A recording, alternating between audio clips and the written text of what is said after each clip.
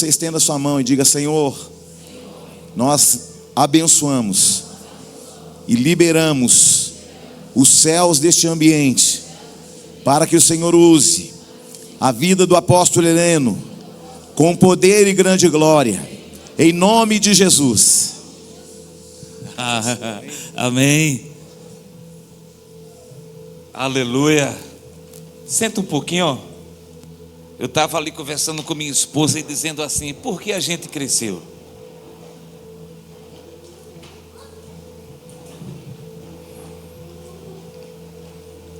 Por que a gente cresceu? Você já se perguntou isso? Por que você está grandão? Porque você precisa acordar cedo? Porque você precisa estar preocupado com a data do cartão, os boletos para pagar? Por que você cresceu? Deixa eu te falar uma coisa.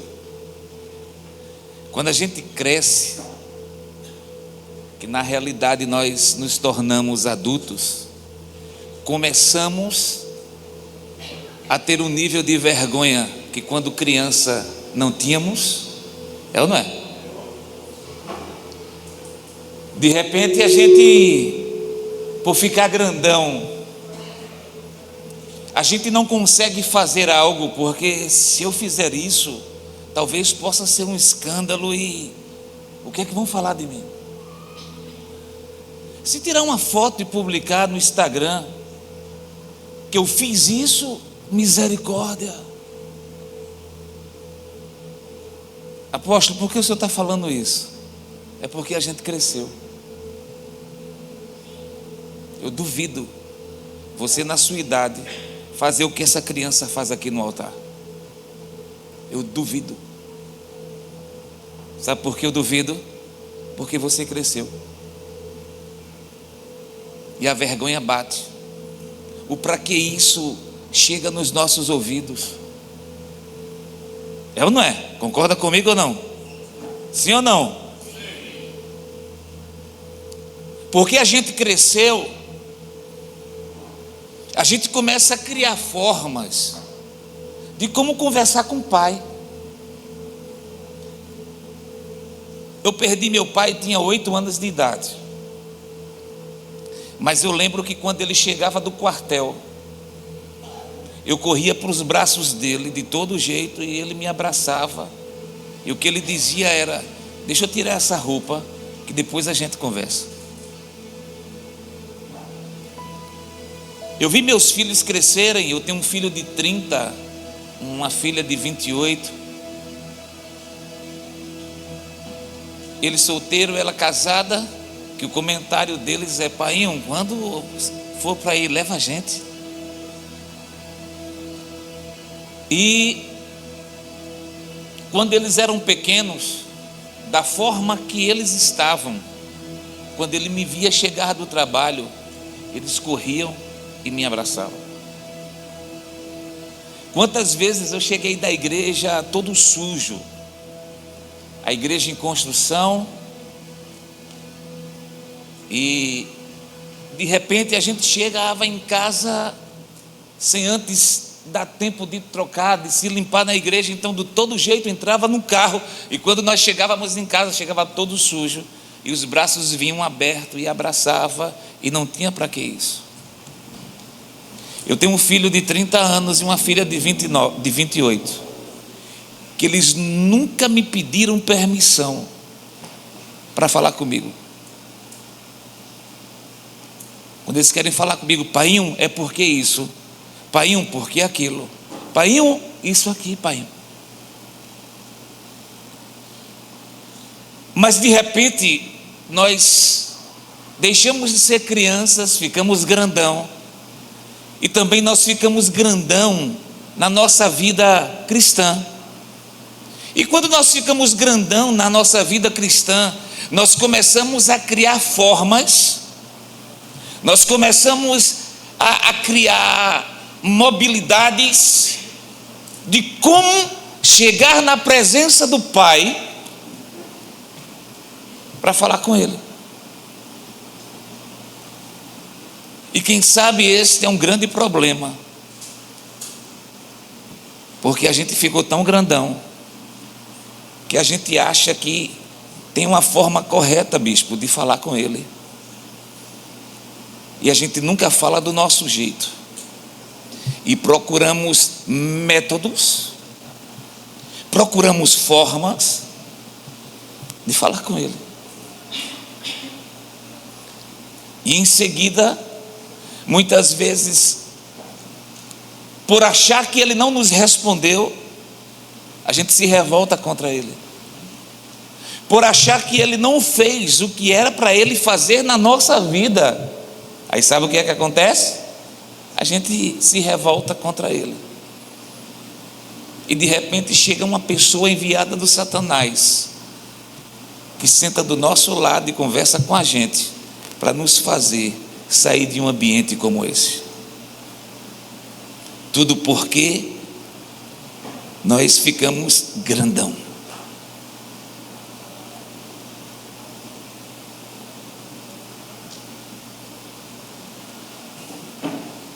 Boa noite. Vocês ficaram tudo olhando assim para mim agora, que eu fiquei com medo. Minha casa está um pouquinho distante de casa, distante para me sair correndo daqui. Pelo amor de Deus, me ajude. Boa noite. Boa noite. Deixa eu ver se eu tiro um sorriso no seu. Boa noite. Você está bem? Você está bem? Está bem, né? Graças a Deus.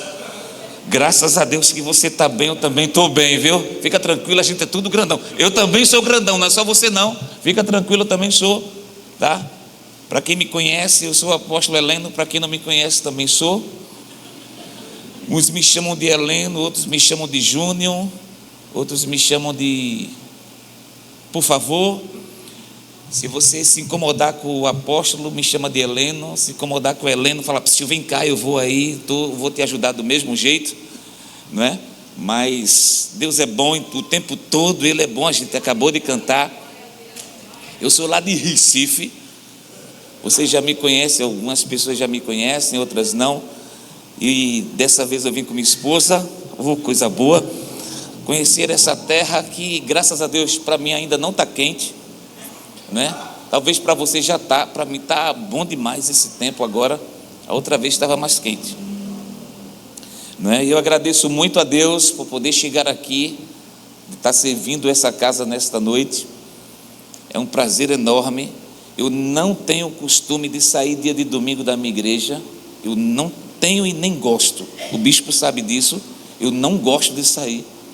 Eu só saio dia de domingo para outra igreja. São 3 igrejas que eu saio, que são de 3 amigos, e uma é essa aqui. Mas eu não saio.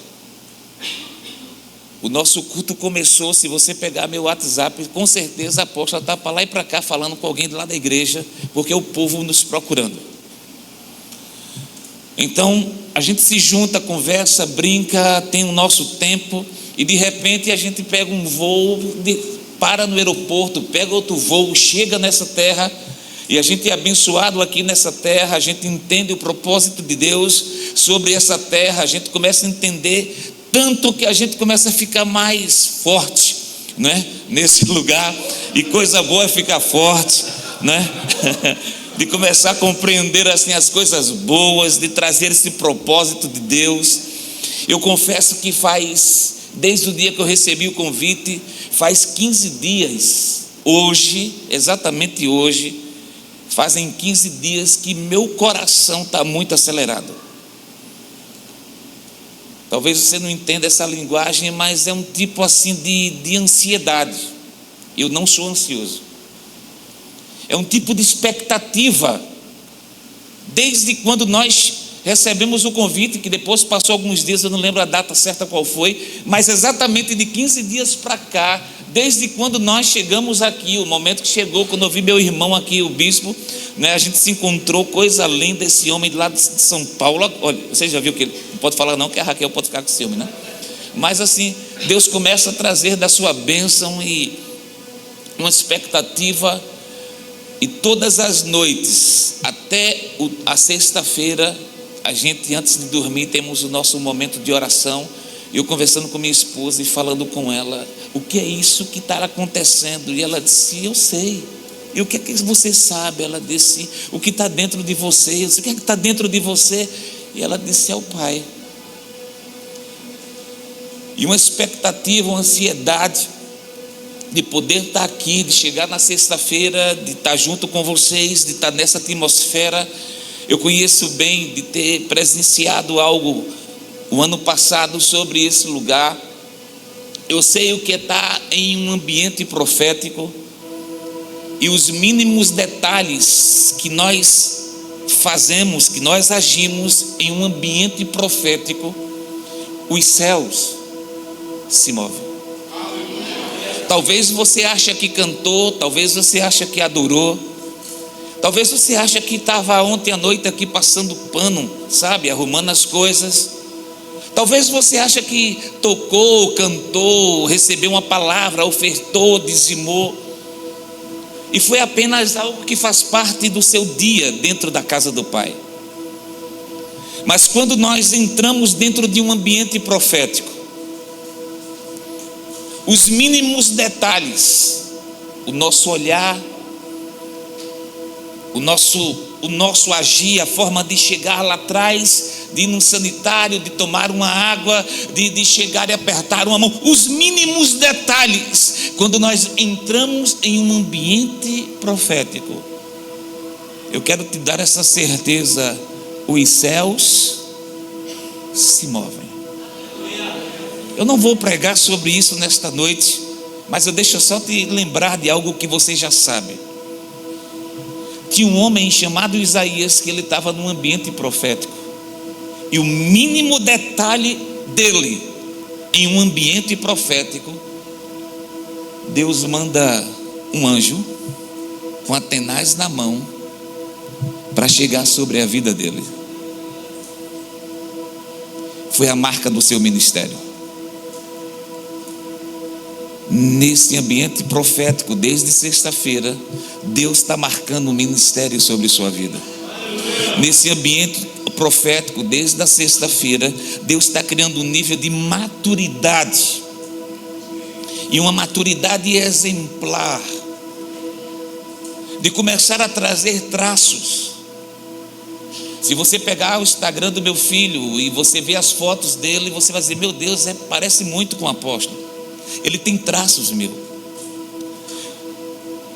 Minha mãe estava no hospital internada, e os dias que eu deixava minha filha lá, quando eu chegava, as enfermeiras que ainda não tinham virado o plantão, olhava para mim e dizia, seu Heleno, essa menina que estava aí é sua filha? Eu disse, ela tem traços do Senhor. E o que é ter traços fortes? De uma semelhança saudável, de ter traços fortes, não apenas no espiritual, porque até então os traços fortes que nós temos no espiritual são traços esses que nós sentimos.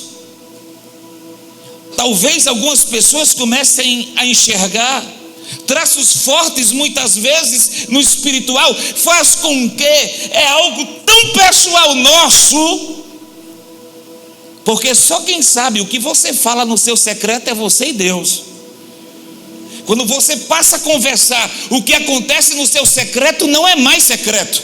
Concorda comigo? Mas até então, enquanto nós estamos no nosso secreto, e nesse secreto estamos em uma unidade com aquele que é o nosso Criador, aí começa a vir traços esses que começam a mover o nosso espiritual. E começamos a tomar formas dentro de nós que não somos, que não é do nosso genes, não vem dos nossos pais, que não vem do ambiente que nós entramos, mas são traços fortes que vêm sobre a nossa estrutura espiritual, que é através de uma presença. E esse nível de presença que vem sobre nossa vida começa a nos moldar, começa a nos fazer assim, olhar para as pessoas e olhar diferente. Nós começamos a agir, de tocar um instrumento e tocar diferente. Eu não toco porque eu sei tocar, mas eu toco porque há uma presença que no meu secreto faz com que ele comece a trazer traços fortes, e esses traços fortes comecem a se mover no meu dia a dia. Porém, no nosso físico, existem alguns pontos específicos que a ciência traz, que a medicina traz, para nos tornarmos ou gerar traços fortes naquilo que nós queremos ser, naquilo que nós praticamos. De repente eu começo a ter alguns níveis de traços sobre a minha vida, no meu físico, que é uma decorrência de algo diário que eu pratico. Tudo começa a mudar. Diga comigo, tudo começa a mudar. Tudo começa a mudar. E quando os traços começam a ser criados em nós, talvez nós poderíamos falar um pouco hoje sobre os traços fortes que são provocados por nossa vida diária. Talvez nós podíamos falar alguns traços fortes que são provocados na nossa vida espiritual por uma vida de presença. Mas muitas vezes, quando nós nos tornamos muito fortes ou temos traços fortes, os traços fortes não quer dizer que nós somos fortes, mas os traços fortes começam a demonstrar uma semelhança daquilo que nós estamos atraindo em nós. Traços vêm com uma continuidade. Os traços vêm com isso. Deixa eu te falar uma coisa. Eu conheço uma pessoa. Está gravando? Então vou falar um pouquinho de código, tá? Eu conheço uma pessoa que essa pessoa, ele é filho de criação. Com 3 dias de vida, foi entregue a uma família, a um homem e uma mulher. E se você vê a foto do pai, você vai dizer que ele é filho legítimo do pai. A forma de andar, bispo, idêntica. O comportamento dele, idêntico. Aonde ele passa, hoje o pai dele é falecido, aonde ele passa, que as pessoas antigas conheceram o seu pai, aonde ele passa, as pessoas olham para ele e dizem: realmente, não tem como negar que você é filho dele. No tempo de vida, no tempo que os dois estavam juntos aqui na terra, ele começou a ter os traços, ele começou, vamos dizer assim, o ferro e a imã, o pai o ferro e ele a imã, e começou a atrair a todo aquele tipo de ferro que estava sobre o pai nele, e ele começou a se tornar da mesma personalidade do seu pai.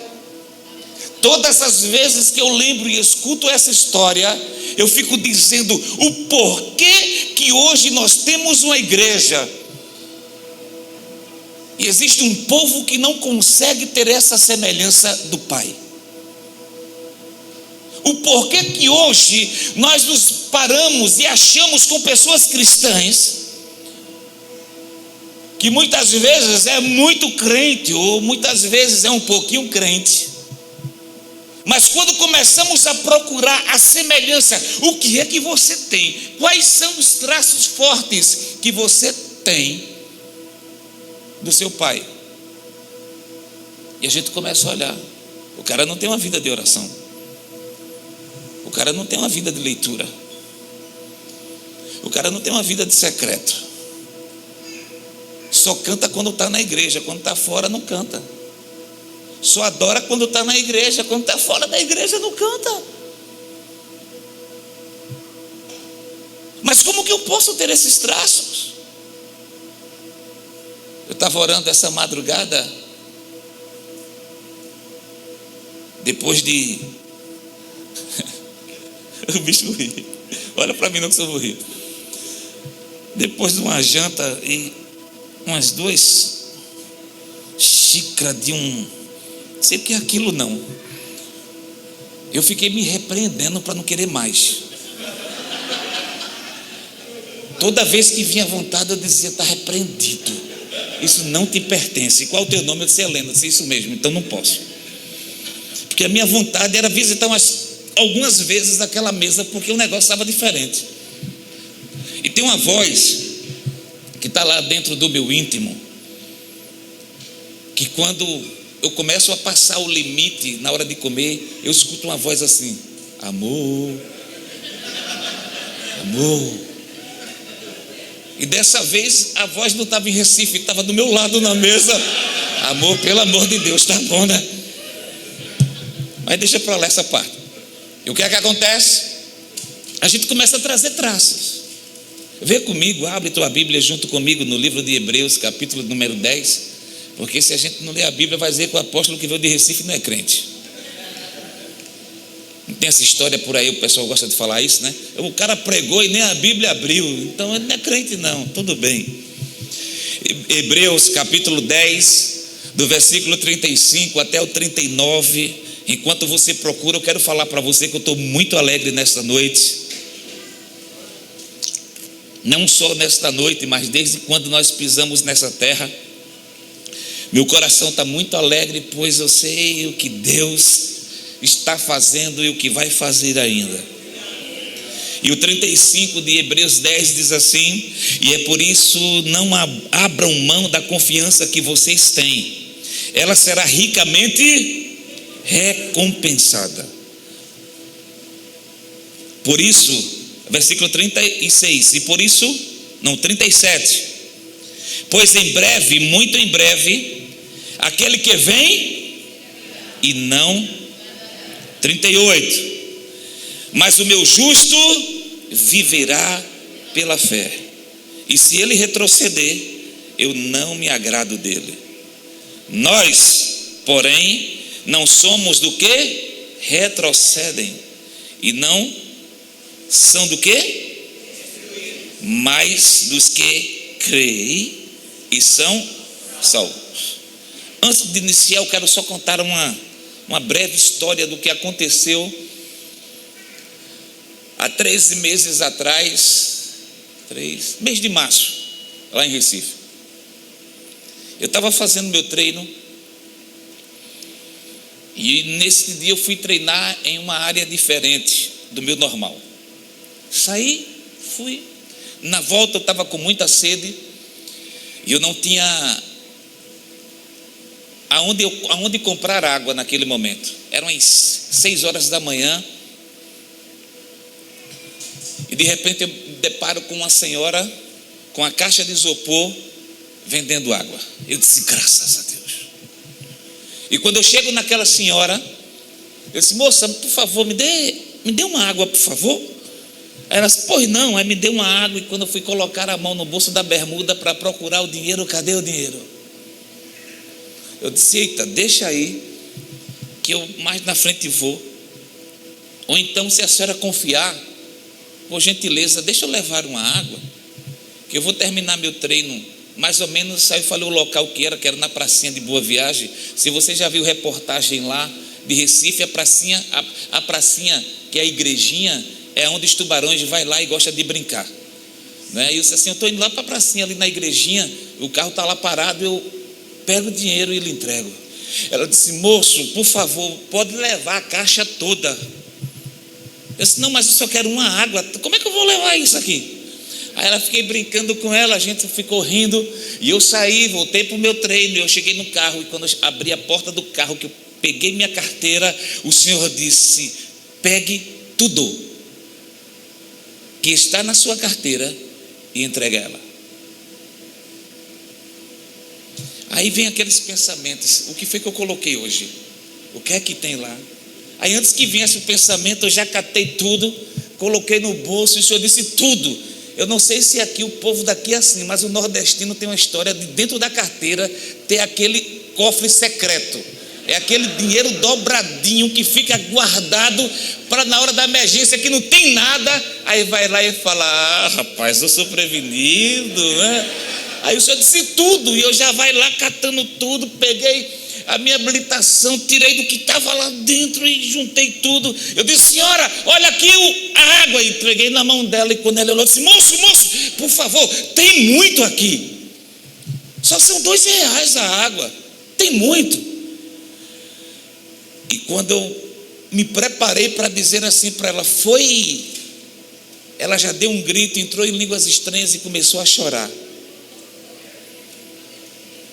Chorava, falava em línguas, entrou no mistério, e eu parado, entrei no mover junto com ela naquela hora.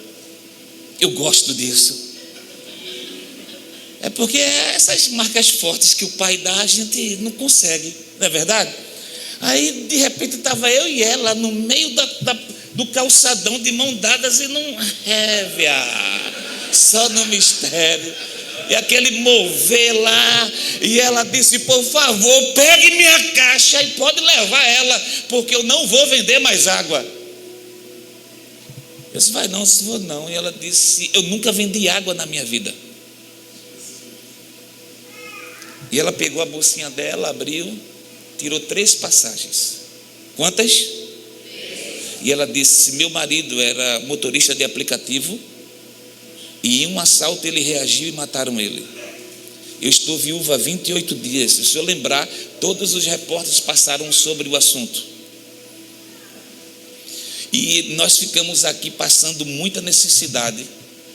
E o meu irmão comprou as passagens para a gente ir para onde? Para onde? Me ajude. Para cá, para Várzea Grande. E ela me mostrou a passagem aqui, meu irmão comprou. E a gente vai para Cuiabá, vai lá para Várzea Grande, irmão. Porque de lá nós vamos pegar o ônibus, e falou o nome de uma cidade que eu não lembro, não sei qual é, e nós vamos para lá, porque lá tem trabalho para nós. E as minhas filhas vão trabalhar numa casa de família, e eu vou trabalhar numa área, ela falou lá, não lembro agora o certo, e eu vou trabalhar. Deixa eu lhe falar uma coisa. Eu estava em casa orando, dizendo assim para Deus: Deus, como que nós vamos para aquela cidade, se a gente não conhece nada? E quando a gente chegar no aeroporto, o que nós vamos fazer? Porque o meu irmão me deu as passagens, mas do aeroporto até a cidade a gente não tem um centavo. E ela disse: eu precisava, e falou o valor que precisava, que ela não tinha nada. E o Senhor disse: o que é que você tem? Ela disse: eu não tenho nada. E o Senhor disse: você tem. E eu peguei, irmão, R$18, comprei um fardo de água, pedi esse isopor emprestado, fiz gelo na garrafa, no congelador, e vim para cá vender. E Deus disse que hoje eu sairia com a minha passagem de lá de Várzea Grande até a cidade que ela falou o nome lá. E ela olhou para mim e disse: deixa eu lhe falar uma coisa, até o dinheiro do lanche eu já tenho. E eu fiquei, pode aplaudir. E eu fiquei assim, sério? Aí eu conheço lá Várzea Grande, conheço de tudo lá, do aeroporto para o hotel e igreja. Aí eu fiquei brincando lá com aquela senhora, e ela disse assim: como é bom ter um ouvido para ouvir a voz do Pai. Eu passei de março a junho ministrando só sobre isso na igreja. Ouvido. Eu preciso ouvir o que o Pai tem para liberar. E começou a passar os pontos, e a gente conversou um bocado. E quando eu fui para casa, aí peguei o carro, fiquei esperando a apóstola para a gente se encontrar, aí peguei o carro, contei a história para ela. E nós indo para casa, eu parava no sinal e não conseguia mais acelerar o carro, de tanto que eu chorava no carro. E eu dizendo para Deus: Deus, existe uma conexão nisso aí. Há uns dias atrás, ou uns 8 meses atrás, eu estava naquela cidade. Agora me deparo com uma mulher que é natural daquela cidade. E o Senhor faz com que a gente possa ajudar aquela senhora que está naquela cidade. E eu passei alguns dias junto com a esposa, a gente conversava sobre isso, falei muito isso na igreja, sobre que tempo é esse, ou que geração movida, sabe, no espiritual, trouxe de Recife para Várzea Grande. Jesus uma certa vez disse assim: pode vir alguma coisa boa da Galileia? Aí eu te pergunto: pode vir alguma coisa boa lá de Recife? Será que pode vir alguma coisa boa de lá? Será que Deus criou esse tempo para nesse tempo a gente estar no tempo? A palavra que nós lemos trata algo de tão especial, que de repente o escritor aos Hebreus, como nós lemos, fala: olha, eu quero falar para vocês não abrir mão de uma confiança que uma certa vez eu preparei vocês, organizei vocês para ter. Eu quero trazer uma palavra, sabe? De repente o escritor aos Hebreus começou a juntar, quem sabe, dentro de um discipulado, ou quem sabe estava um pessoal no seu corre-corre, e ele parando, ou ele correndo, dizendo: ei, olha, dá uma parada aí do seu dia a dia. Porque muitas vezes o nosso dia a dia é algo tão estressante, é algo que a gente precisa estar tão acelerado, que precisa de alguém que nos faça parar para poder ouvir o que ele está falando. Muitas vezes nós precisamos de algo que nos chame a atenção. Para aquilo que nos chama a atenção, a gente dá uma parada para ver o que é. E de repente é Deus dizendo: eu só queria que você parasse um pouco para poder me ouvir. E chega o escritor aos Hebreus e diz assim: olha, por favor, entendam essa confiança que eu já tenho e declarei sobre a vida de vocês. E eles param, começam a observar alguns pontos. E eu quero trazer uma palavra nesta noite que fala sobre traços e traços fortes. Na realidade eu estou traduzindo, junto com a ajuda do meu apóstolo aqui, o tema que me foi dado, ou o tema do congresso: traços fortes. E a gente começa a ver que traços fortes em 2 níveis são adquiridos. Primeiro nível vem de uma geração, está no sangue. 2017, eu estava em Israel, eu estava na tumba do rei Davi, no túmulo lá do rei Davi, que eles reverenciam muito, e eu estava com a caravana. E eu estava esperando um tempo para que a gente pudesse entrar lá para mostrar para o pessoal. Só os homens entram lá. E chegou um senhor para mim e disse: por gentileza, o senhor pode sair daqui dessa fila? Eu disse: posso. E eu saí da fila. A caravana lá, os meninos entraram, foram na parte de dentro. Ele disse: você é brasileiro? Eu disse: sou. Você fala inglês? Eu disse: não. Eu arranho algumas coisas de acordo com o Google. O tradutorzinho no bolso e lá várias. Aí vai desenrolando. O Google só não entende o mistério, mas as outras línguas da terra entendem tudo. Aí ajuda a gente numa hora de sufoco. Eu disse: olha, eu não conheço. Uma coisa que eu aprendi quando viaja é: ou você sabe ou você não sabe. Esse negócio de eu acho que sei dá problema no final, é ou não é? Dá problema. Eu não sei. Eu quase falava como na minha terra: eu não sei o mesmo, né? Eu não sei. Aí me levou numa sala e vamos conversar. Eu disse: bora. Chegou mais 2 senhores junto com ele e um jovem, e disse assim: me conte sua história. Eu disse: pronto. Eu disse: qual a história que o senhor quer que eu conte? Da caravana, como a gente formou, como a gente chegou. Era a primeira vez que eu estava acontecendo aquilo comigo lá. E ele disse: não, é porque eu preciso falar com vocês. Porque eu não estou entendendo. A gente está dentro dessa sala, o povo está todo lá fora. Na realidade eu estava com medo. Eu não estou entendendo porque está todo mundo lá fora e eu estou aqui junto com vocês, uma sala fechada, não tem uma janela. E assim eu já estou querendo respirar melhor. Era mentira minha, que eu não tenho problema com lugar fechado. E eu disse: tem como a gente conversar um pouco lá fora? O pessoal já está preocupado. Minha esposa está lá fora me esperando. E quando procurarem, que todo mundo sair, ela não me vê, ela vai dizer: cadê meu marido?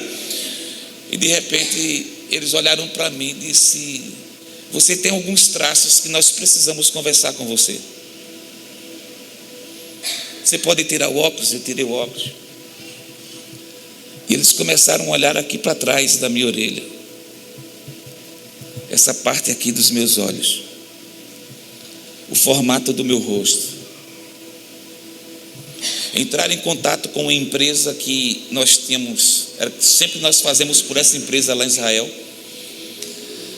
E até aí passou 15 dias depois que nós estávamos no Brasil, eu recebo um e-mail dizendo que ia chegar um material para mim, que eu fizesse tudo o que estava escrito, como fazer, e devolvesse. E eles pediram para fazer um exame genético.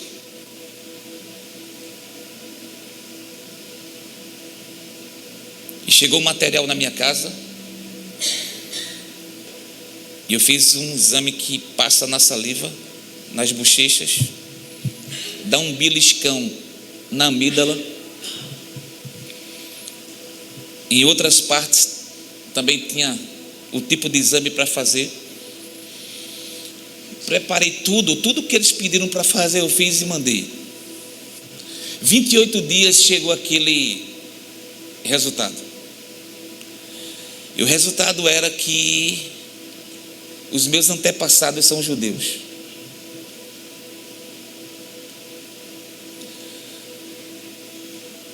E veio um processo, me fala de tribo, me fala de como chegou no Brasil.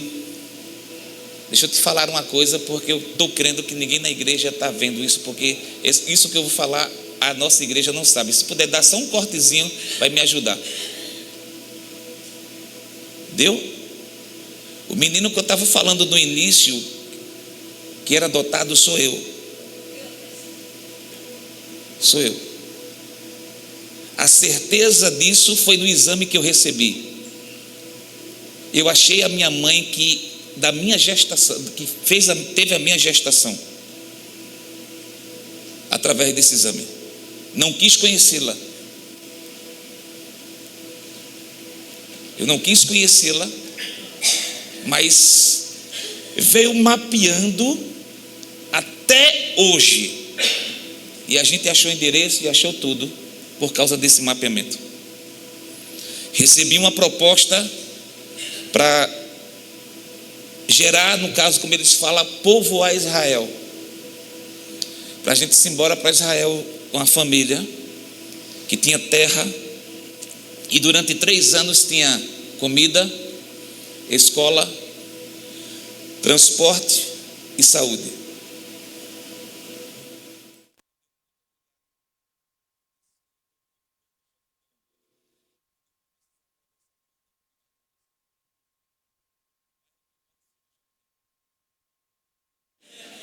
Eu atravessei, do dia que eu atravessei o Jordão, estou lá até hoje. Eu disse: já atravessei o Jordão, o lugar do milagre estar aqui.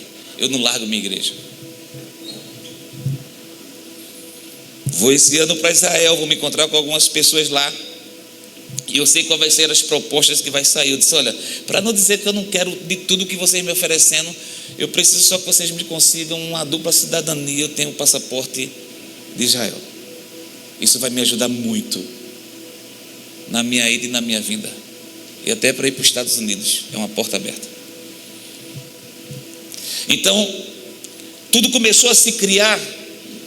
Eu estou falando de traços fortes que vêm de um genes, vem da genética, que eles acharam quando bateram o olho, que começaram a me observar e começaram a puxar uma conversa. Depois de um exame trouxe algo certo.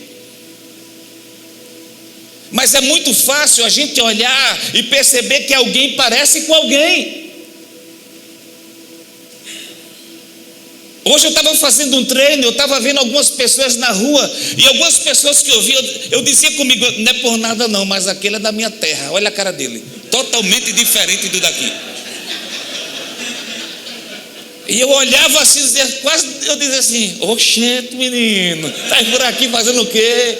Porque não tem como esconder não tem como esconder. Você olhar para o bispo assim, todo bonitão, o cara vai dizer que é pernambucano, não é, paulista. Acabou. É ou não é?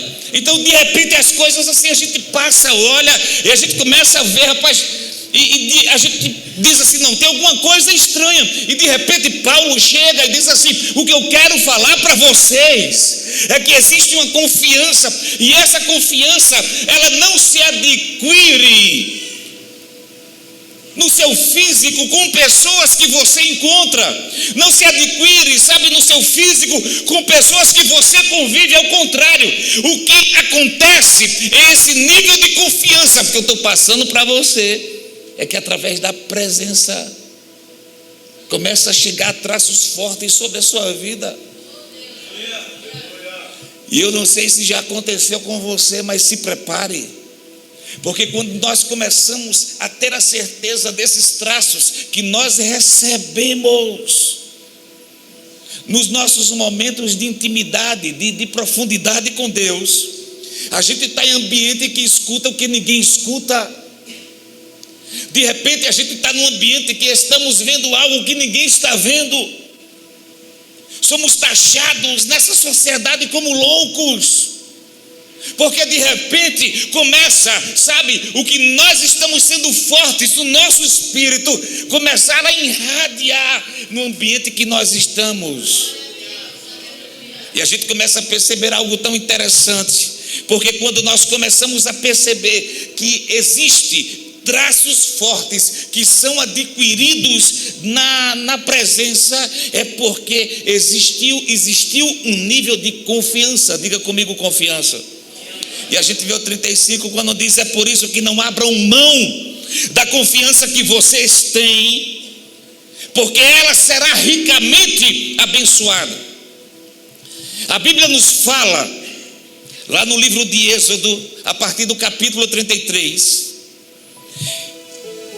que Moisés vai e prepara uma casa diferente das outras casas. Uma casa muito engraçada, que tinha teto, que tinha piso, que tinha os tecidos correndo, mas era uma casa interessante. Quem sabe não era uma casa engraçada, porque tem uma história aí que se fala, que eu sei que você conhece, que é uma musiquinha, que tem uma casa muito engraçada, que não tinha teto e que não tinha nada, e que ninguém podia pisar no chão, porque na casa não tinha parede, e na realidade era, sabe o que? Era um noiado castelano. E ele entrou na casa que não era casa, porque não tinha casa. E o castelo veio sobre a vida dele naquele momento, por causa da droga que já estava indo embora, castelando sobre ele. Eu entrei numa casa, é muito engraçada ela. Deixa para lá essa parte, depois a gente conversa sobre isso.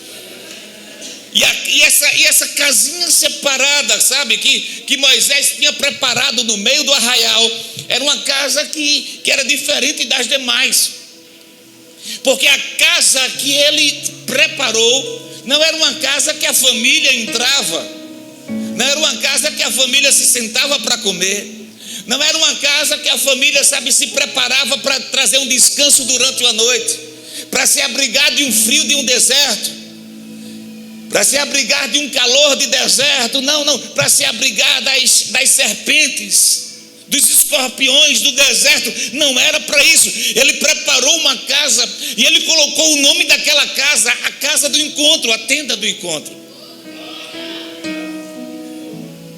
E de repente ele entra naquela tenda e quando ele entrava naquela tenda,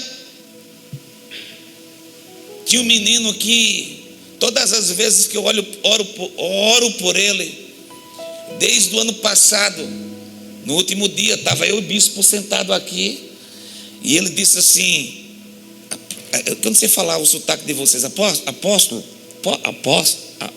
como é? Apóstolo, apóstolo mesmo. Apóstolo, o senhor deixa eu tirar uma foto com o senhor? Claro, sim. Aí o bispo lembra quando ele falou: eu vou ser um pastor. Eu vou ser pastor. Esse menino me ganhou. Eu cheguei, era o tempo todo falando nisso em casa, não era, amor? Esse menino me ganhou por brincadeira.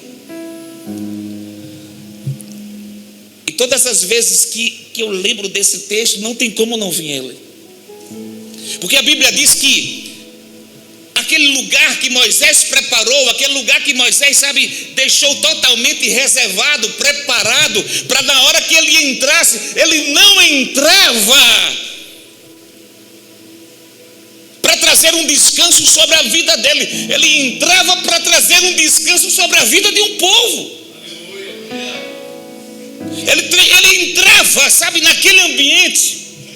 E muitas vezes não era um ambiente que ele entrava porque ele dizia: eu estou precisando. Não, era um ambiente que ele entrava que o povo estava precisando. E a Bíblia diz que todas as vezes que ele entrava, tinha uma loucura lá dentro. Porque o que ninguém conseguia ver, o que ninguém conseguia ouvir, a Bíblia diz que Deus falava com ele face a face. O que ninguém sabia. Conhecia Deus pelos seus sinais, conhecia Deus pelos seus milagres, conhecia Deus em momentos de adoração, aonde Deus trazia um mover de vento, um mover diferente sobre aquele ambiente, um mover que quando a fome chegava, vinha carne diariamente sobre eles, vinha pão diariamente sobre eles, um mover que não tinha frio no frio e nem tinha calor no calor. Um povo conhecia Deus pela forma que ele agia, mas de repente aquele homem, quando ele entrava naquela casa, dá licença aqui, tá? Quando ele entrava,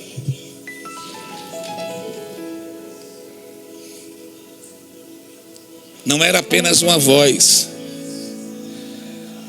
mas era um amigo. E a gente só chama de amigo quem a gente confia.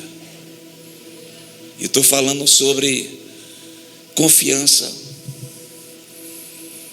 de traços fortes de uma confiança que são impressos na nossa vida.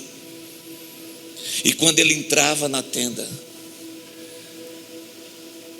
o Deus dele chamava ele de amigo, e ali trazia uma conversa entre dois. Apóstolo, por que o senhor falou da criança toda vez desse texto o senhor lembra? Porque todas as vezes, se você ler todo o texto, de Êxodo 33, você vai ver que tem um menino, a Bíblia chama de menino,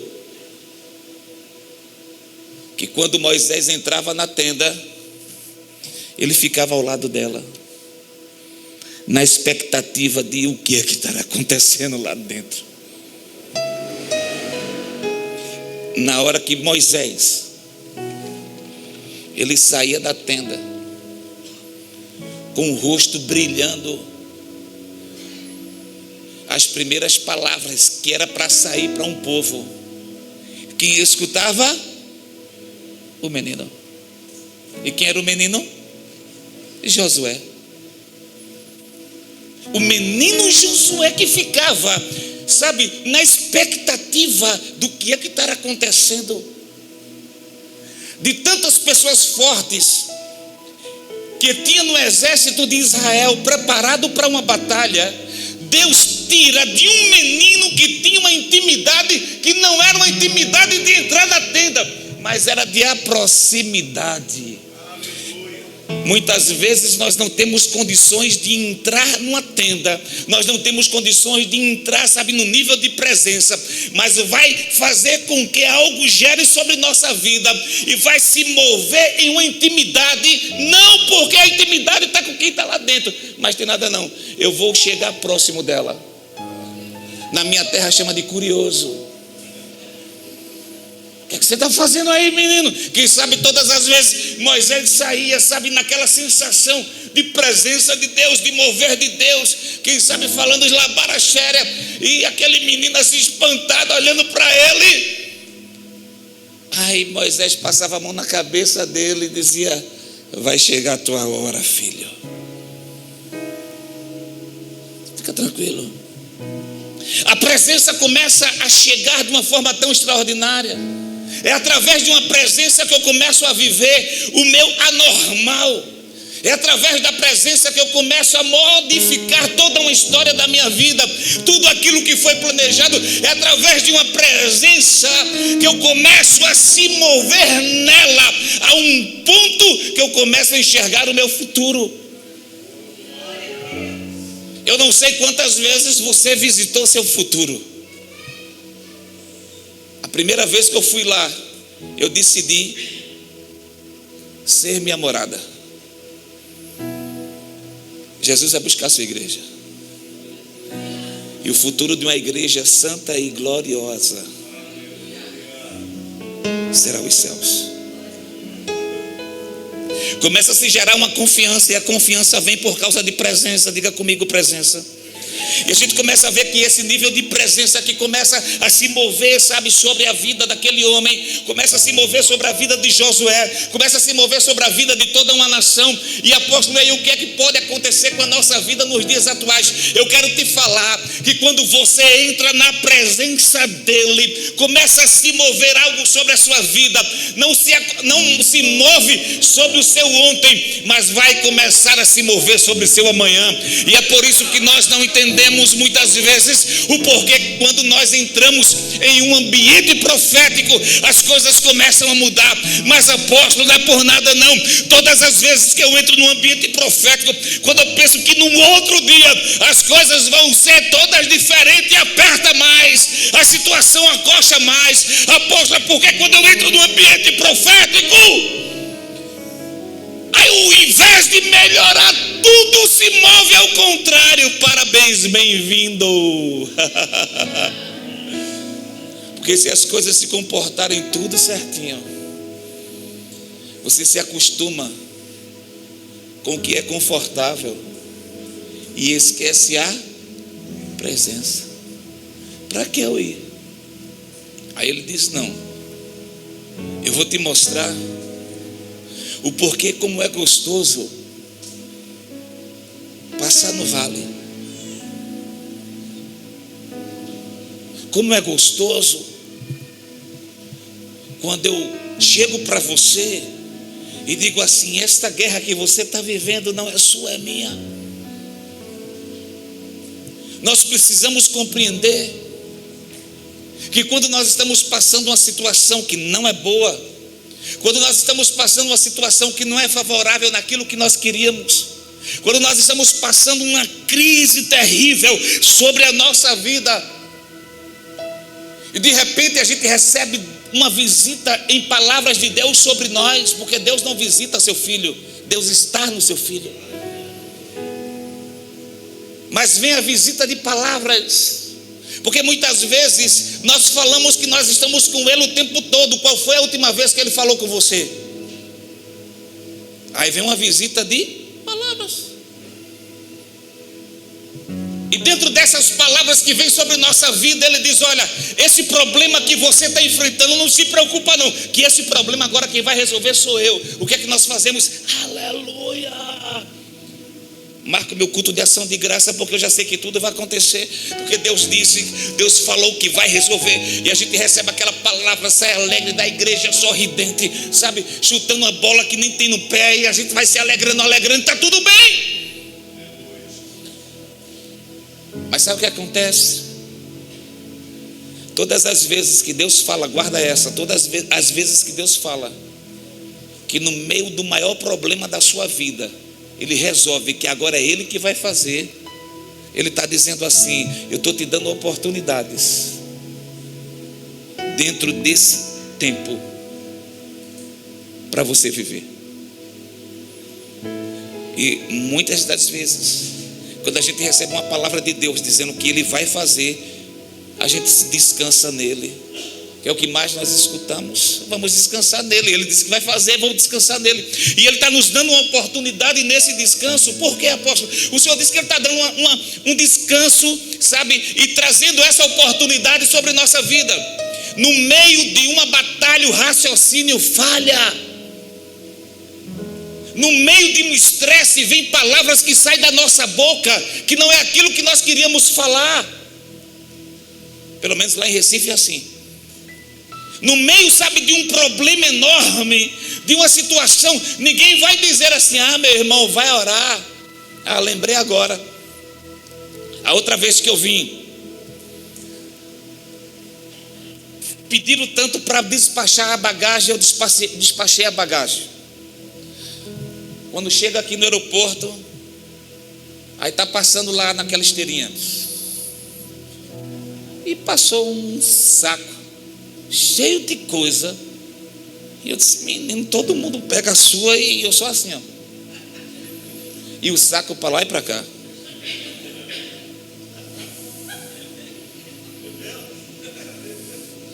Aí teve uma hora que eu cheguei mais pertinho e o saco passando pertinho, eu disse: puxa, parece com a minha camisa. Moça, é porque minha bagagem não chegou. Do balcão mesmo, ela disse: não é aquela ali não, que está para lá e para cá, faz tempo, só tem um senhor aqui. Quando eu olhei, que eu peguei, estava todas as minhas coisas naquele saco.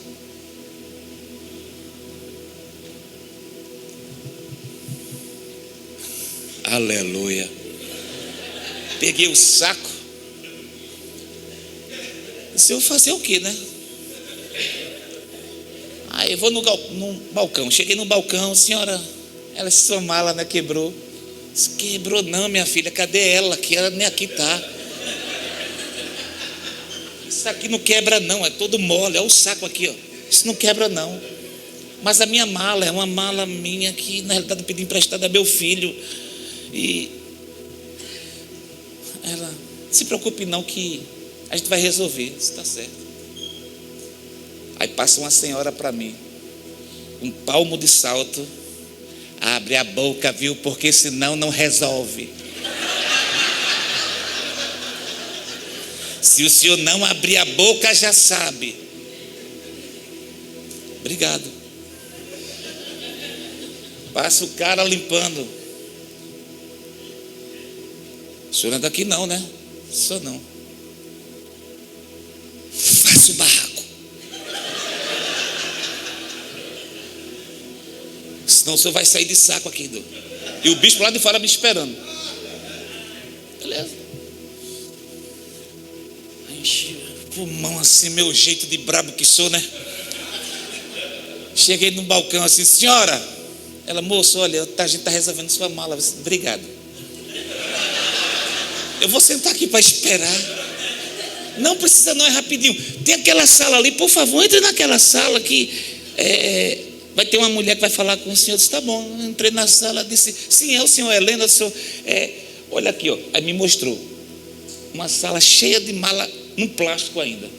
Pode escolher a sua. Aqui o senhor escolheu, o senhor já bota as suas coisas aí e vai. Tudo igual, vou escolher o quê? Tudo, as malas todas igual. A minha era quase desse tamanho, a outra era 2 palmos.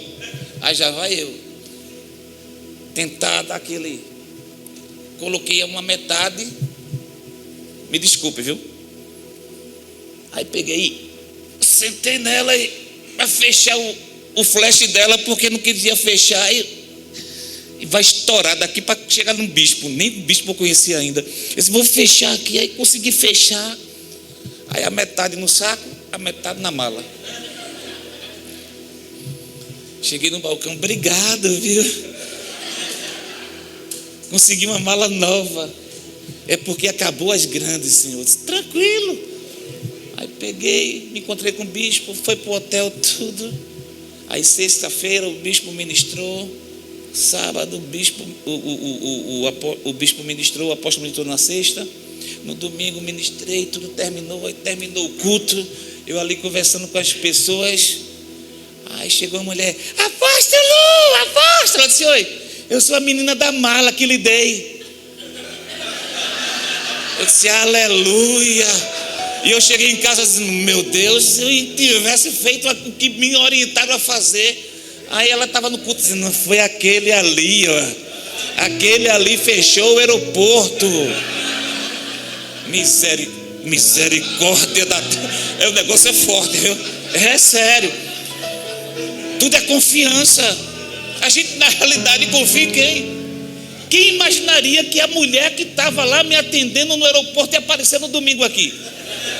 Ninguém. Aí a gente acha que faz as coisas erradas e ninguém está vendo. Não é verdade? A gente tem lugares que ninguém... mas ninguém me conhece aqui. Não, então te prepara, porque o barraco está pronto. Está pronto coisa nenhuma, rapaz. E a gente começa a ver que Deus começa a liberar um nível específico, sabe? De quando Ele diz assim: se você e a minha presença, eu tenho uma palavra de destino sobre você. E essa palavra de destino não vai melhorar a sua vida, mas vai te dar inteligência para na hora da guerra saber o que fazer. Porque no meio de uma batalha travada, a gente não sabe como agir. A gente vai agir com aquilo que nós aprendemos. Se eu aprendi a manusear um escudo, se eu aprendi a manusear, sabe, uma espada, então eu vou começar a manusear naquilo que eu sei. Mas o cansaço, o estresse, o primeiro dia é uma coisa, o segundo dia é outra, o terceiro dia já é mais cansado, o quarto dia nem se fala, e a guerra começa a cada vez mais ser pesada, e a gente começa com a nossa habilidade não ter mais força para agir. Aí é por isso que Deus fala: é minha batalha. Mas não é para a gente parar de guerrear, é para a gente respirar e olhar todo o ambiente e criar uma estratégia para sair dela, porque a batalha já foi vencida. E um dos grandes problemas nessa atualidade é porque nós estamos vivendo naquela geração controle remoto.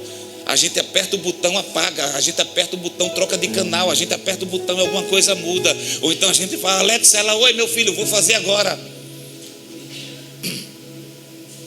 E o que é que acontece? A gente quer ser imediato e quer que Deus seja imediato em tudo aquilo que nós falamos para Ele. E muitas vezes chega sobre nossa vida algo que nós recebemos dele, que contemplamos a vitória, que nós contemplamos aquilo que Ele é sobre nós, mas sabe o que é que acontece? No meio do caminho a gente cai, perde. Aí para aqueles crentes mais rochedo diz assim: mas o que Deus dá Ele não toma. Não é assim que a gente escuta muito? Eu não sei se fala isso aqui. O que Deus dá Ele não toma, meu filho. Não é, Deus não tomou. Mas a batalha que eu estou travando, as minhas agilidades, a minha força começa a ser esgotada, eu não consigo mais ser ágil, eu não consigo mais ter força, e no meio daquela batalha eu perco. Eu venci a batalha, porque a batalha Ele venceu por mim, mas terminou a batalha, mas eu não tenho o que era para conquistar. E nesses dias Deus nos falou isso, que mais importante do que a certeza de uma vitória em uma batalha é conquistar o que você lutou. Eu preciso terminar uma batalha e dizer assim: eu saí vivo, mas eu conquistei aquilo que eu vivi. Não adianta eu terminar uma batalha e contemplar a vitória e celebrar a vitória. E aí, qual foi sua conquista? Aleluia, eu venci. O quê? O que foi que você venceu? A batalha assim, e aí? E quando Paulo ele começa a falar sobre esse nível de confiança que chega sobre nossa vida, e esse nível de tenda, sabe, de encontro, que nós chegamos na presença dele, começa a se revelar algo tão interessante que chega sobre nós. É de uma inteligência que os traços de uma tenda, de um encontro, começa a ser impresso em nós. E quando eu tenho uma certeza dessa confiança, eu entendo que é uma perseverança que precisa existir sobre minha vida. E essa perseverança que precisa, existir sobre minha vida, a gente vê no livro de Tiago, capítulo 1, versículo 24. E a gente começa a entender quando Tiago ele começa a se expressar sobre esse nível de perseverança que nós precisamos ter. Essa perseverança que nós precisamos viver. E quando a gente fala sobre perseverança, a gente começa a lembrar um pouco de uma certa vez, Moisés no meio de uma batalha, cansado de levar um povo,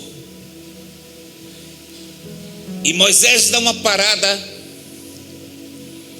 entra na tenda e conta para Deus o que o povo está vivendo, o que se está acontecendo. E Deus diz assim: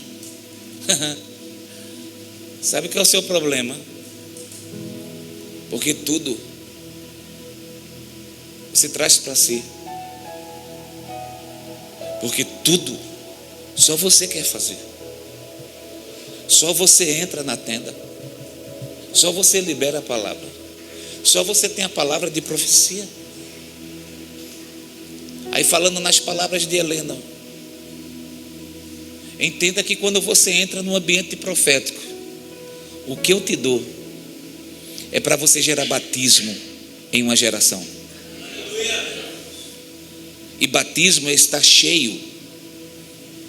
Batismo é estar encharcado. E ninguém consegue ficar encharcado da cabeça para cima. Apenas os pés. Mas o estado de plenitude, quando nós estamos encharcados, nós estamos da cabeça à planta dos pés. E eu penso que Deus na tenda dizia assim para Moisés: Moisés, o seu problema é apenas esse. Porque eu converso contigo, eu trago a instrução, eu trago a liberação. Mas quando você chega para o povo, é você. E todo o ambiente profético, o que se é liberado, é para se gerar batismo numa geração, Moisés. E quem sabe Moisés olhou para o seu amigo e disse assim: e aí? O que é que eu vou fazer? Aí o amigo de Moisés disse: separa 70, porque o que você tem, eu vou liberar sobre eles.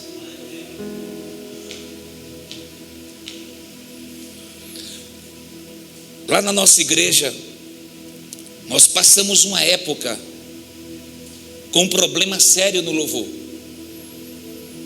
Graças a Deus só tem isso lá no Recife. Era um problema sério no louvor. Deus nos dá uma estratégia. Meu filho, líder do louvor, chegava aqui em casa com a cabeça pior do que a minha, com 27 anos, com a cabeça rodando. Você vai infartar e vai todo mundo tocar no teu enterro.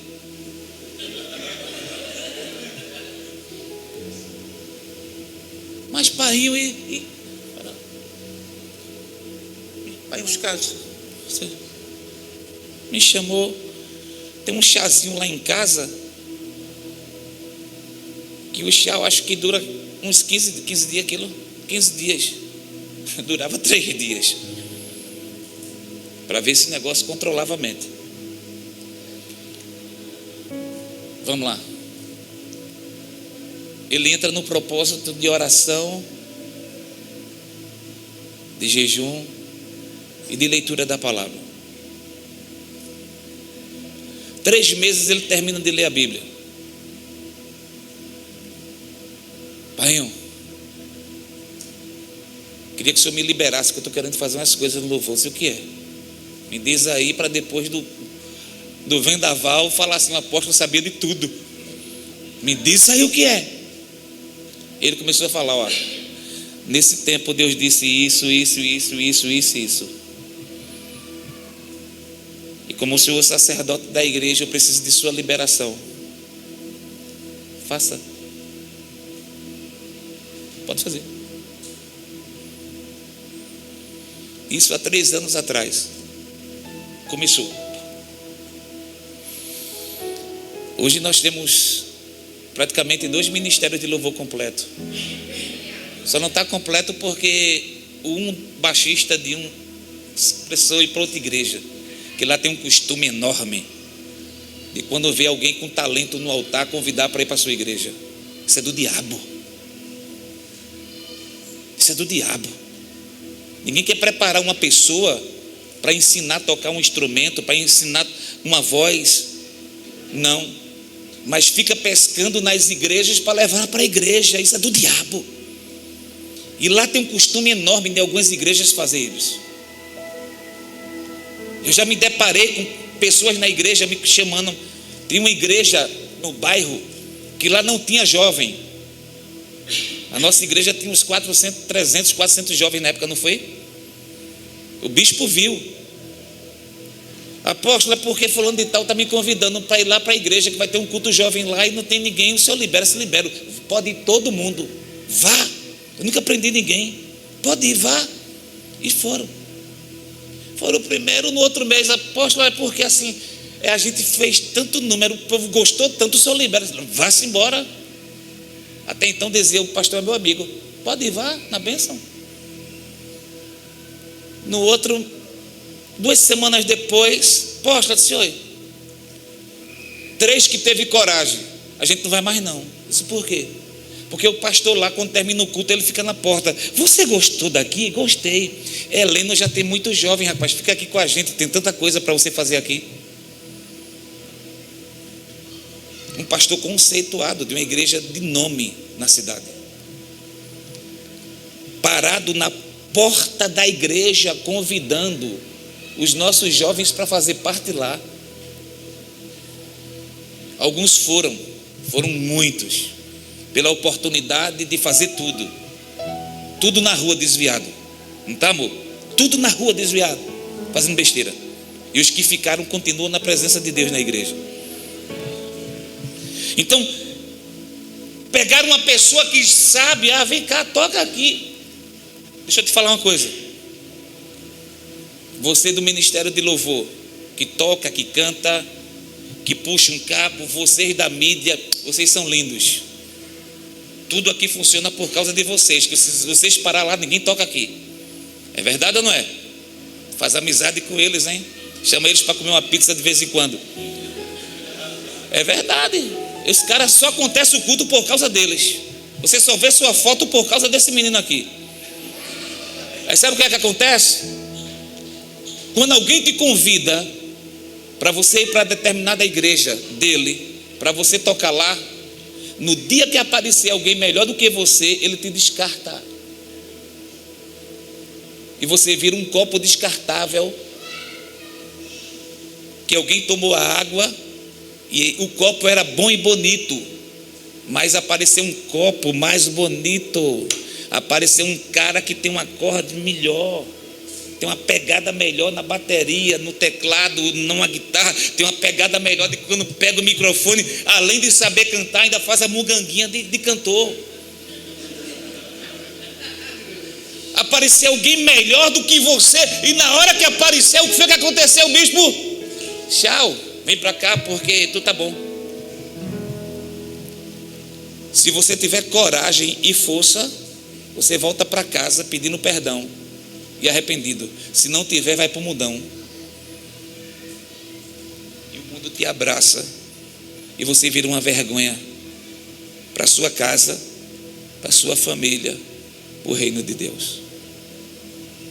Estou te dando um conselho de amigo. Nem te conheço, mas estou te dando um conselho de amigo. Eu conheço pessoas que passaram por isso, pessoas próximas. Não sei se você já ouviu falar de um guitarrista chamado Cacau. Eu peguei aquele menino no início da vida dele. Ele foi professor do guitarrista da igreja, dos 2 guitarristas da igreja, ele foi o professor deles. A gente ajudava ele. Ele trabalhava numa loja lá na cidade. E quando apertava a loja lá na cidade, ele ia para mim. Era na época pastor, Helena, o senhor está bem? Estou bem. Aí começava a contar aquela história linda. E eu nesses dias estava falando, hoje Cacau pode até lembrar, mas de acordo com a situação que hoje ele vive, com a estrutura dele, talvez ele nem lembre, quem sabe ele pode lembrar. Mas eu quero te falar uma coisa, que quando nós deixamos que esse nível de perseverança vem sobre nós, a gente sabe partilhar o que nós recebemos. Moisés separa 70. Graças a Deus aqui não tem o que na nossa igreja tem um monitor com um relógio, cronômetro dizendo assim, fim, acabou. Até agora procuro, não tem nada, meu relógio está quase parado, então estou tranquilo. E o que é que acontece? Com fora, diga, viu? E o que é que acontece? Moisés vem, separa 70, cadastra os 70, chama os 70 para o arraial, separa-os no meio do povo e diz assim: ei, chegou sua hora. E a palavra de Deus era: o que eu tenho chegará sobre vocês. Não sei qual foi a forma que Moisés fez, levantou a mão como Benihim, não sei se ele chegou um por um e tocou, a Bíblia não relata isso, mas fala que o Espírito que estava sobre ele veio sobre os 70. Um batismo de autoridade. Lembra do que eu falei no início? Em um ambiente profético, qualquer movimento, qualquer palavra gera um decreto. Todo ambiente profético, o que nós falamos vem como decreto. Moisés, no ambiente profético, começa a liberar a palavra, começa a criar a palavra naquele lugar, e de repente os 70 começam a receber a mesma intimidade que Moisés tinha. Um batismo chegou sobre a vida deles sem água, mas veio um batismo de autoridade, um batismo profético, e de repente estava os 70 profetizando. Moisés se recua um pouquinho. Na minha terra chama de caboeta. Não sei aqui em Cuiabá se existe caboeta. X9.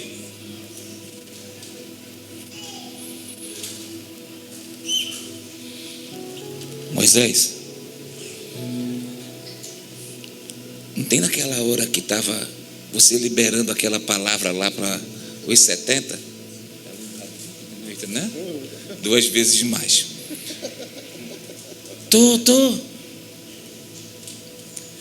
Deus falou que sobre 70 iria derramar dentro do arraial.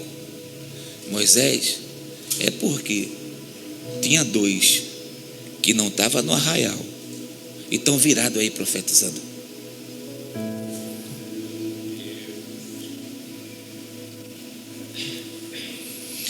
Eu não recebi, não fui separado.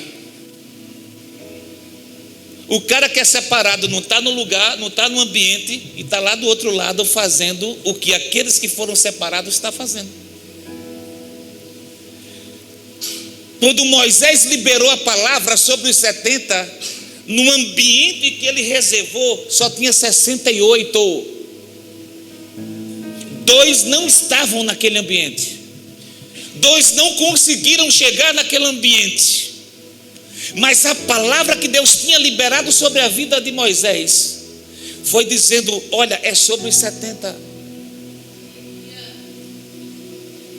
Aí chega um até ele e diz assim: mas Moisés, quem sabe trêmulo, não sei de que forma, Moisés, por favor, Tem dois que não estavam onde o Senhor falou, que estão virados profetizando, está fazendo as mesmas coisas que aqueles que estavam aqui estão fazendo.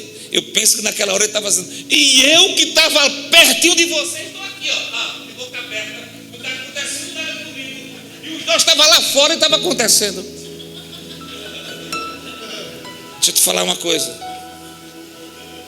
o que Deus vem fazendo nesses 3 dias, tem pessoas dessa igreja que não chegaram aqui os 3 dias, mas por carregar esse legado dessa família, estão recebendo na mesma porção que você que está aqui está recebendo. Talvez não na mesma experiência, mas na porção que Deus está liberando sobre a sua vida, eles estão recebendo também. Eu quero trazer uma palavra profética sobre a sua vida nesta noite. Em níveis de autoridade, Deus determina os seus,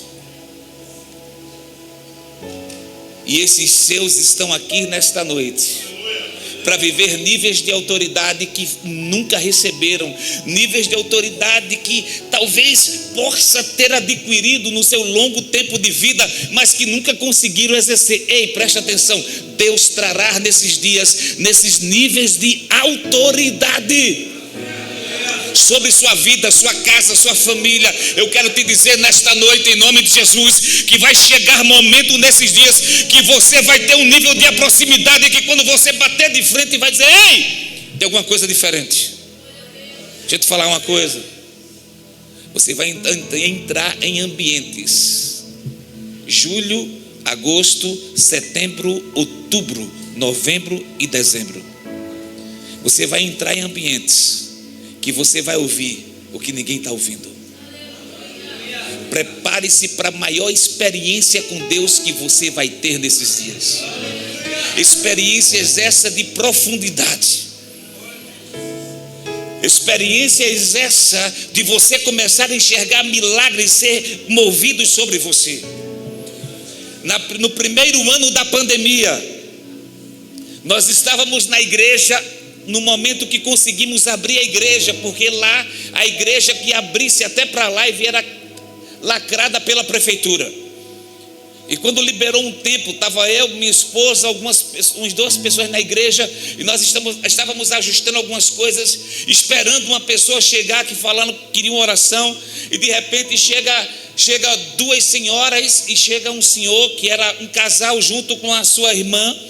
E ela chega lá e começa a conversar, e no meio daquela conversa, no meio daquela maior pandemia, ou da primeira onda da pandemia, nós estávamos lá sentados, conversando, a apóstola, tudo com a apóstola tem que ter comida, aí não tem um biscoitinho, tem um café aí, e organizou, fez o café, preparou, e a gente lá tomando, conversando, e de repente ela disse assim, eu queria só que a gente veio aqui para vocês orar por nós. Aí a apóstola se levantou, esqueceu que era obrigado a usar máscara, esqueceu que não podia chegar tão próximo daquela mulher, e de repente a apóstola chega, vem cá, amor, com você eu posso fazer isso. Só. A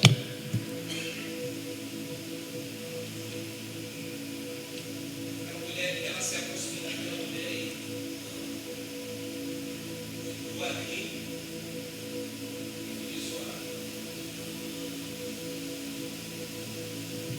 é católica, não é aquela católica que diz católica que não visita a igreja a não ser no final do ano, no dia de alguma coisa aí, mas aquela católica praticante que não perdia uma missa,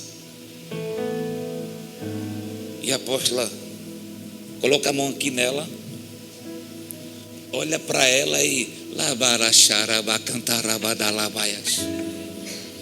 e ela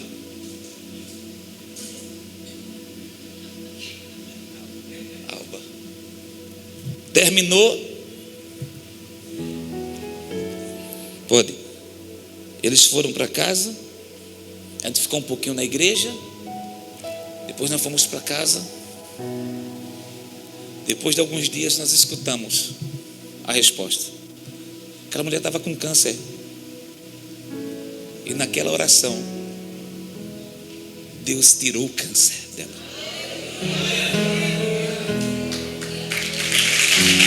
Foi. Essa mulher se converteu.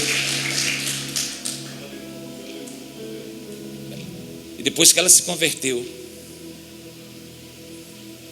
se a apóstola tivesse falado 2 vezes com ela, ela estava aqui de lado da apóstola hoje,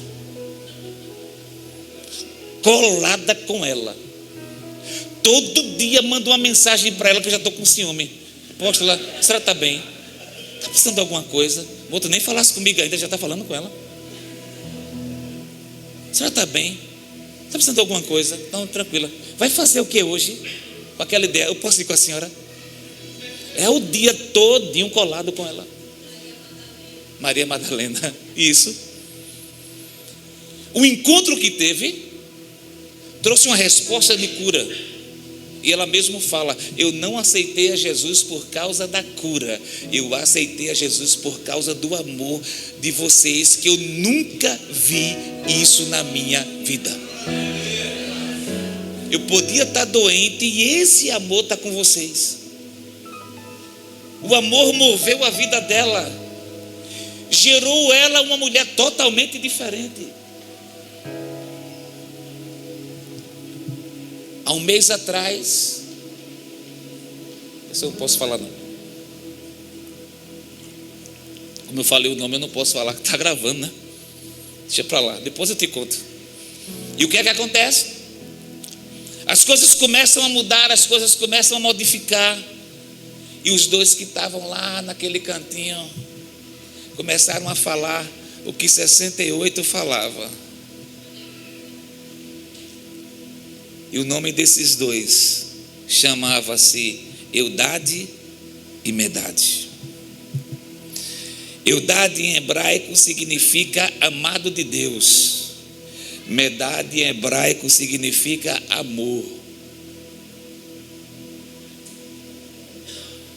Imagina aqueles 2 homens e o povo dizendo: o amado de Deus está virado ali, ó. Ei, amor! E o amor profetizando. Eu não sei qual o seu nome, não sei qual o significado do seu nome, mas eu quero te falar uma coisa profeticamente nesta noite. Deus, ele não vai mudar seu nome, mas vai mudar a história do seu nome. Deus, ele não vai criar, sabe, um nome separado, diferente para você. Não vai fazer isso. Mas ele vai começar a criar formas de hoje em diante, desse nível de conferência, sabe, que vem se movendo desde sexta-feira, no físico, que no espiritual já vem, ó.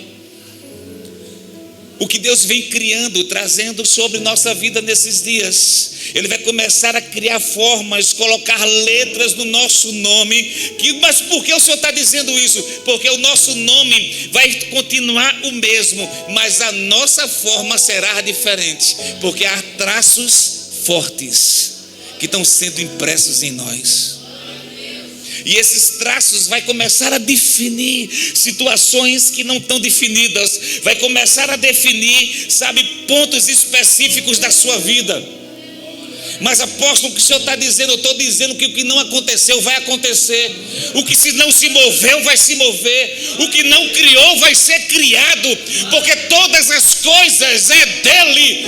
Tudo vai para ele. E tudo é para a glória dele. Então, se ele está dizendo assim, eu estou formando, sabe, as coisas, eu estou criando possibilidades, ele está dizendo, sabe o que? Ele está afirmando, dizendo: se eu estou criando sobre a sua vida, porque eu sei que é meu e vai voltar para mim. E o que esse voltar chama-se glória para ele, exaltação a ele, adoração a ele. Ei, eu quero, sabe, afirmar nesta noite sobre a sua vida. Eu não sei qual o seu nível profético em receber do que Deus traz sobre você nesta noite, mas eu quero afirmar com muita autoridade. Eu quero afirmar com muita autoridade que esse nível de perseverança, esse nível, sabe, de sabedoria, esse nível de confiança que Deus está trazendo nesta noite, vai acelerar um processo. Eu não deixei minha mãe acamada em casa, que todo dia quando acorda olha para meu filho e diz: cadê Júnior? Ele me deixou aqui, foi? Se não fosse propósito de Deus estar aqui. Eu não deixei uma igreja que está, até o terminar o culto, está lá o tempo todo. Cadê o apóstolo que não chega? Eu não falei para a igreja que eu ia sair hoje. Só a intercessão, e os pastores sabem. Agora viram porque nós não estávamos lá. Eu não deixei Recife para vir conhecer Cuiabá, ou vir conhecer Várzea Grande. Eu tenho certeza que o bispo não deixou sua família, não deixou sua igreja, seus afazeres, porque queria conhecer Várzea Grande. Até porque se fala que Várzea Grande e Cuiabá não se conhece nada, a não ser se for para fora, o meio do cerrado. Mas sabe o que é que acontece? Quando Deus começa a dizer assim: eu decidi sobre sua vida trazer esses traços fortes de uma pessoa forte, é para você suportar as marcas de um legado que Deus decidiu entregar a você. Eu me deparei alguns dias atrás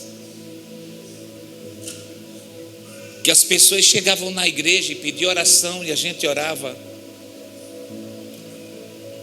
e via Deus trazer cura sobre a vida deles.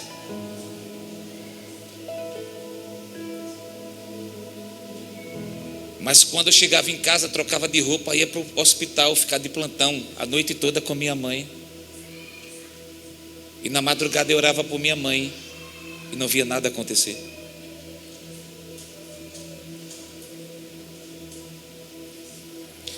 Chegavam algumas pessoas com crise de pânico, alguns jovens com situações diferentes, procurando um apóstolo para apóstolo orar,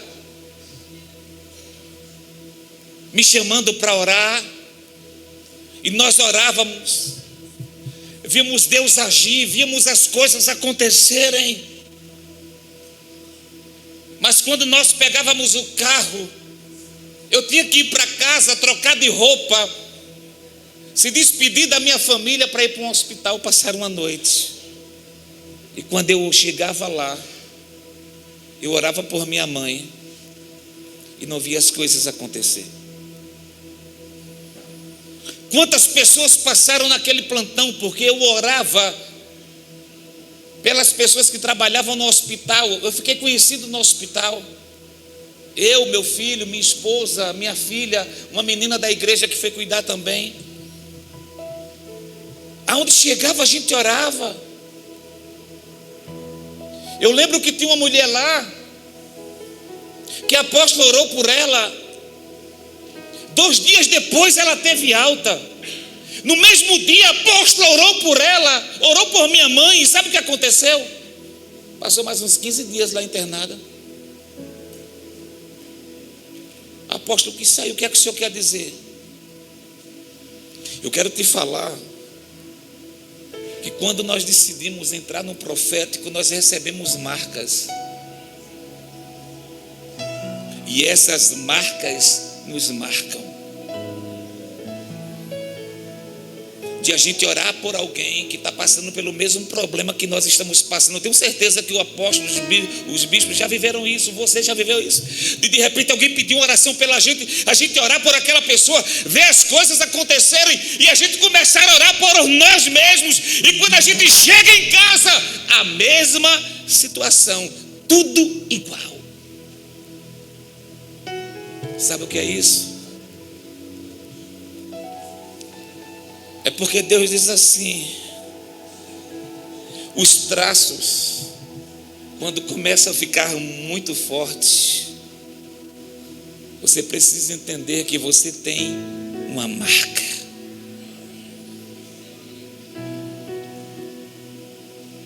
E aí, apóstolo, se eu entrar num ambiente profético, as coisas acontecem com as outras pessoas e comigo não acontece? Acontece. E tudo vem em porção dobrada. E eu quero te convidar nesta noite a esse propósito. Você que decide nessa conferência, você que decide nesta noite entrar em um ambiente profético, de viver marcas dobradas. Aquela imagem está aí? A imagem, por favor, coloca para mim, pode colocar. Dá para você enxergar daí? Sabe o que é isso? Deus, ele chegou para Moisés e disse assim para Moisés: Moisés, você vai preparar uma tenda, e dentro da tenda vai ter alguns utensílios.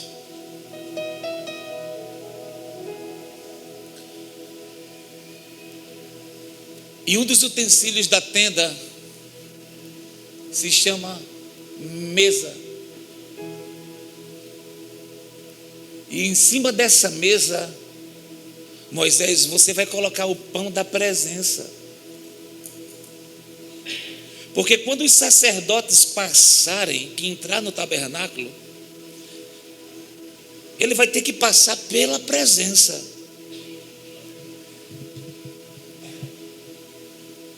Mas esta mesa, bora dar uma ideia aqui, que essa mesa seja isso aqui. Essa taça seja o pão. E o sacerdote entrava na mesa, diante da presença,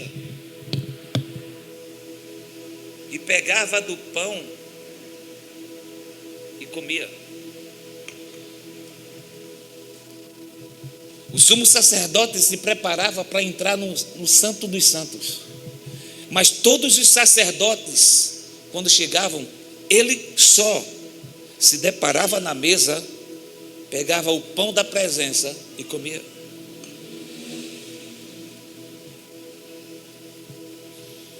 Se passa alguns dias, ou por que não dizer alguns anos ou algumas décadas,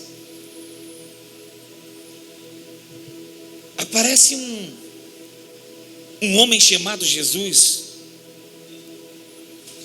que ele decidiu não separar 70 para trazer o que ele tinha sobre eles, mas ele decidiu trazer você na data de hoje, para te entregar o que ele traz até hoje sobre você. Que no meio de uma multidão, quando as pessoas acostumadas com a mesa da presença chegaram para ele e disse: Jesus, já está tarde, o povo está cansado, libera, vamos embora para o nosso destino, libera.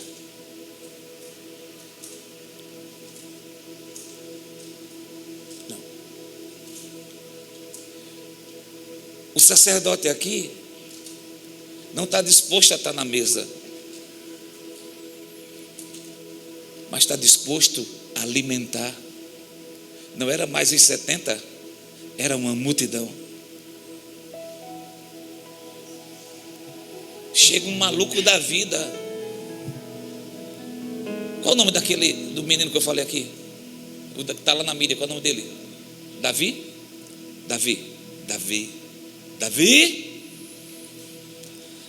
Aí chega Davi no meio da multidão, olha para aquele outro que estava aqui correndo.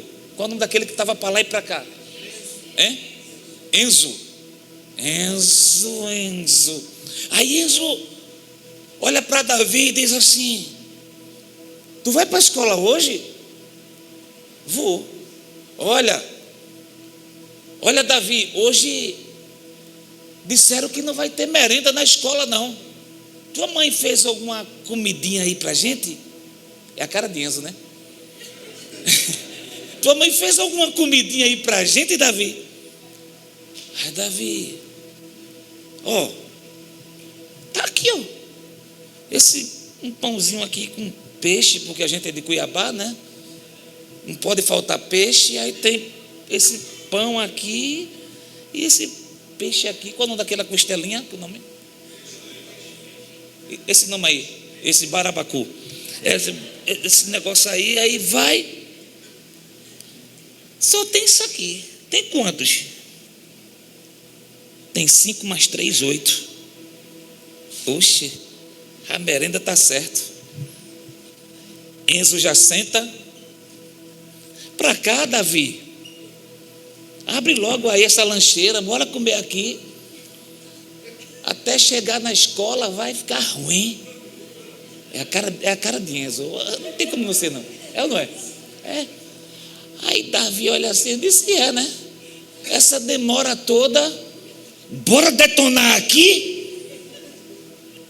Aí Enzo já se prepara e já faz. É ou não é? Aí já dá o grau. Quando abre, aí chega o apóstolo. Que é isso aí? É que, né, apóstolo, já fica sem palavra, achando que vai levar uma lapada boa, né? Porque a minha história, quando eu era pequeno, tudo de errado era, eu vou falar para sua mãe, viu? Aí já fica naquela sensação. Aí o apóstolo chega e diz, Jesus, tem um menino ali que está querendo dividir o lanche dele para o amiguinho dele. Traz para cá. Aí Jesus pega o lanche de Enzo, de Davi, levanta para o céu, depois olha para os discípulos e fala, dá para esse povo comer? Começa a partir, vai dando para o povo comer. Faz isso. Eu não encontro na Bíblia que Jesus orou para multiplicar. Eu encontro na Bíblia que Jesus levantou e orou para agradecer pelo que tinha. Talvez até hoje você não consegue ver multiplicação, que você pede a multiplicação, você não agradece o que você tem. Só ora para multiplicar, mas não ora, Deus, obrigado porque eu tenho isso aqui. E Jesus levantou para os céus, orou e agradeceu pelo que tinha, olhou para os discípulos e disse, olha, vai dando de pedaço. Tem uma palavrinha, sabe, lá na minha terra que chama taco. Dá um taquinho a ele, vai dando taquinho e vai dando taquinho, que é pedaço, vai dando pedaço e vai dando pedaço. E tome pedaço, tome pedaço, e tome pedaço, e tome pedaço. Todos comeram. Aí quem sabe o apóstolo diz assim, ei mocinhos, vem cá. Já vem os dois, Enzo e Davi. Foi que tu fizesse. Aí chega Davi assim, faz assim, aí faz.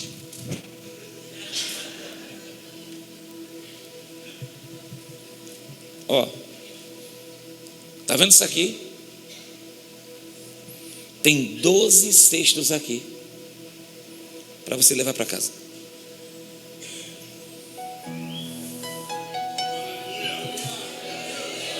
Pensa no problema que esses meninos encontraram.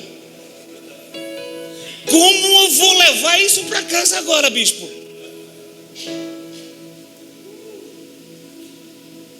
Pensa no problema quando chegar em casa. Porque quando nós estamos esperando algo, quando nós estamos esperando que já aconteceu, só falta chegar, então eu já me preparo, eu já organizo, eu já deixo um espaço. Você vai e vai comprar uma televisão para sua casa. Quando você chegar em casa com ela, você já sabe o local onde colocar, sabe ou não sabe? Ou vai ficar dizendo assim: mamãe mandou escolher esse daqui?